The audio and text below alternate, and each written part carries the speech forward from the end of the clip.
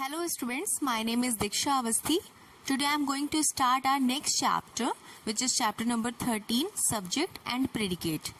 Before starting the topic, I would like to tell you, after reading or after watching this video, what you will learn through this video.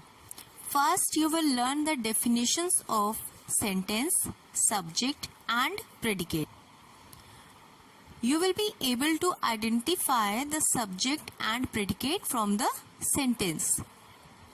Then you will be able to pick out the subject and predicate from the given sentences, and you can easily add the subject or the predicate to any sentence.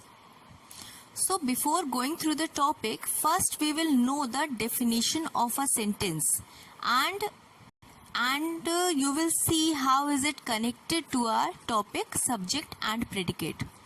First, see what is a sentence. A group of words which contains a verb and makes complete sense by itself is called a sentence. Let's have some examples. Here we have birds are flying in the sky. This is a group of words and makes complete sense. So, it is a sentence. Next, sit on the bench there. How are you spending your holidays? How beautiful is the music? These all are the sentences because they make complete sense. Now we will go through the topic. See, a sentence is divided into two parts, subject and predicate.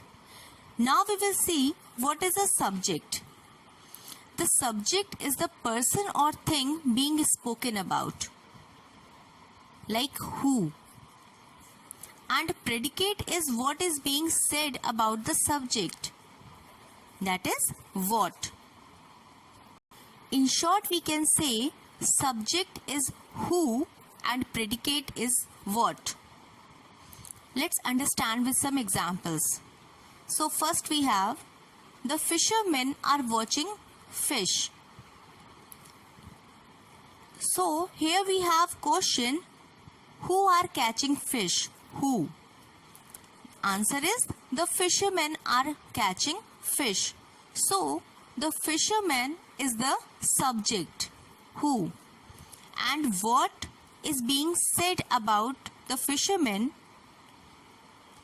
are catching fish is the predicate. What are they doing? They are catching fish. So in this sentence, the fishermen is the subject and are catching fish is the predicate.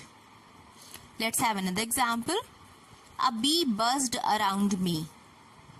So the question arises, who buzzed around me? A bee. A bee is the subject. And next, what is being said about the bee? The bee buzzed around me. Buzzed around me is the predicate. Let's come to the next example. Poisonous snakes have fangs. Who have fangs? This is the question. Who? So, poisonous snakes is the subject. And what is being said about the snakes have fangs is the predicate. What? Let's do practice of the given exercise. In this exercise, we have to add the subject or the predicate. Let's have first example. Dash made a tasty pudding for Raj. Made a tasty pudding for Raj. This is predicate. And we have to add subject in this, that is Reena. I have added Reena. You can add anything, whatever you want. The next one we have, Dash climbed the stairs slowly. The question is missing. Who climbed the stairs slowly? Means who? The subject is missing. We have to add the subject. I have added the baby. Next one. the tractor dash. The tractor who is given in this sentence. Who is the tractor means subject is already given in the sentence. What we have to add? We have to add predicate in the given sentence. The tractor was stuck in the mud. The tractor is the subject. Was stuck in the mud is the predicate. Next, the sheep dash. The sheep means who is the subject. The sheep is the subject. We have to add the predicate.